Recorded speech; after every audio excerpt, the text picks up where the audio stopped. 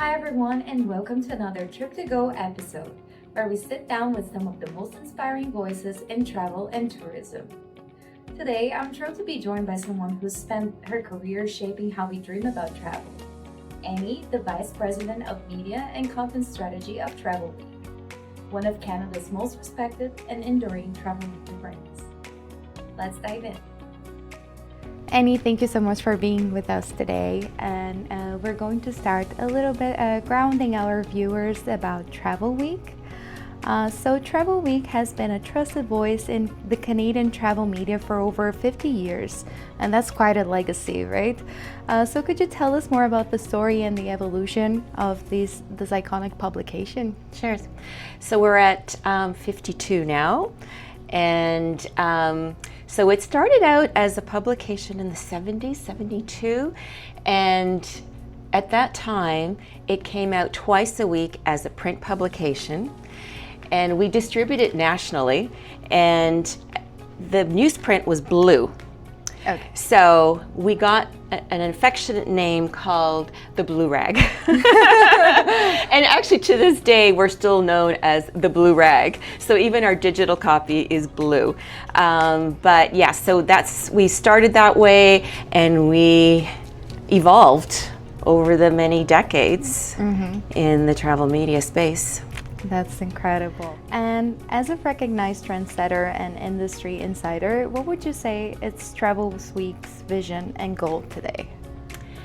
I think the goal and the vision is still the same, where we want to stay relevant to our audience and the travel community. So our audience is predominantly travel advisors, travel professionals. So we want to evolve and stay relevant to how they want to receive their news, and just pick up trends and keep changing and staying mainstream. Perfect. And you've been with Travelweek for over 15 years now, which is quite an incredible run. Are there any standout memories, challenges, or any funny behind-the-scene moments that you can share with us? It's actually 18 years, so it's a long time. Amazing, yes. And it's unprecedented today that people stay in their roles that long. But I think it also says a lot about Travelweek, because there's a few other long-timers like me, even longer than I have. So I think just as a company that helps you grow, and they like new ideas and their team input. So in that respect, it's been a great run for me, and I'll hang around as long as I can still. Seems like they really value their employees. They do, and you have a voice, and you're part of the team.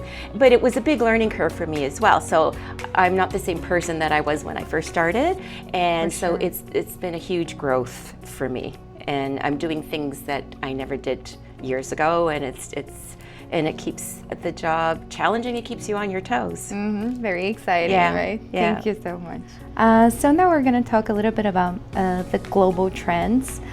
So you've traveled widely, both personally and professionally, right? So since the pandemic, what trends have you noticed most clearly in how people travel, or even why they travel? I think the pandemic was a real wake-up call for people. The whole world did not see that coming, right? Yeah. And you say, oh, I'm going to take that trip, I'm going to do this, I'm going to do that. And I think it sort of brought everybody to realization that you don't know what's going to happen tomorrow. And that bucket list just needs to start happening. You need to start hacking away at that bucket list. So I think people are taking their dream trips, especially right after the pandemic kind of was over. We saw a lot of that happening. Multi-generational travel is really popular. Adventure travel, and especially women 50 plus.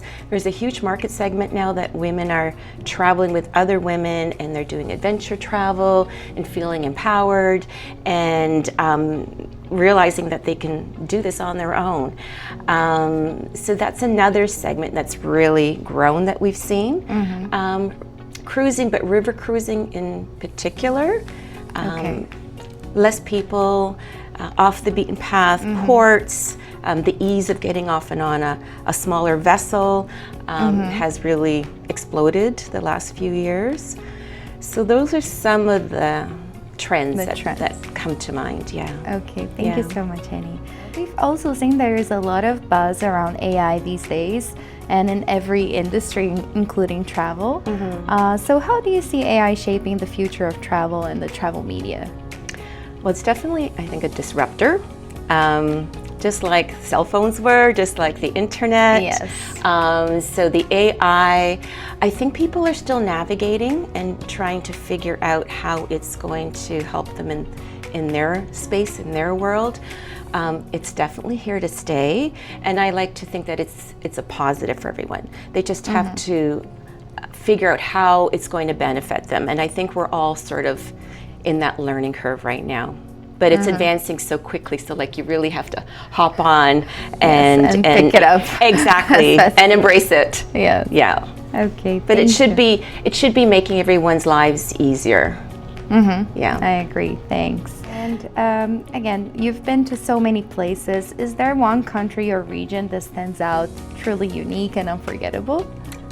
Everybody asks me that question. We want to know. I know, there's just so many beautiful places, and every place is unique. And I think maybe it's some of the experiences that you have in some of these places that stand out more than others. For sure.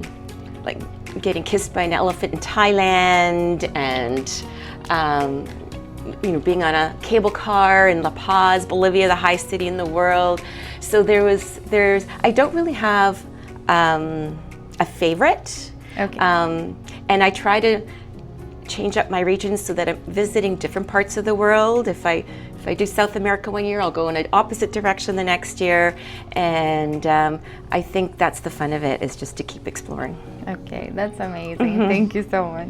And what is still on your bucket list that you still need to tick out? Okay, so I haven't got to the pyramids yet, and I'd like to do that. But then I'd also like to go to places like Bhutan that just opened up more recently. I love nature, I love adventure, so doing hiking trips, maybe Mont Blanc in Switzerland. Beautiful. Yeah, but I'm just completely open. So sometimes these trips just fall into my lap, and that's where I'm going. Why not? That's right. Perfect. And if you had to sum up your personal travel philosophy in one sentence, what would it be? Can I have more than one sentence? Of course. Okay. Don't put things off. You don't know what's going to happen tomorrow. And enjoy the present, put the cell phones away, and always have a trip planned and something exciting that you can look forward to and are inspired by. That's amazing. And we've heard about your passion project, Annie on the Run. Can you tell us a bit more about that, and how did it start? How does running intersect with travels? Okay, so I mean, our industry, the travel industry, we've always had golf tournaments, and we wanted to incorporate something that was more, that would lean in more into travel agents. And I thought, okay, I had just started running then, and I thought, what about a running fam? So that was sort of my baby, and I've nurtured it for, I'm into my 16th or 17th year, and it just blossomed over the years. We started maybe 3 travel agents, and then it just grew, and it went from me knocking on doors and do you want to do a run fam, to now they are coming to me, how about we do a run fam in Jamaica or Bahamas or Barbados? So it's just really expanded. But I think the uniqueness of the trip is that there's several components. So we have, the regular fam where you're exploring the island or the destination, seeing the hotels, immersing yourself in the culture, and then doing the race part, which most people don't think they can do. So I said, just get to the finish line. I don't care if you need to walk, crawl, just get to the finish line. And it's inspiring to see how these people say, okay, and we're just going to walk, and then see them running and getting caught up in the energy, and then getting to the finish line, getting a medal, and realizing that they can do something that they never thought they could do. So that's definitely a win. And then the other part to this too is giving back to the community.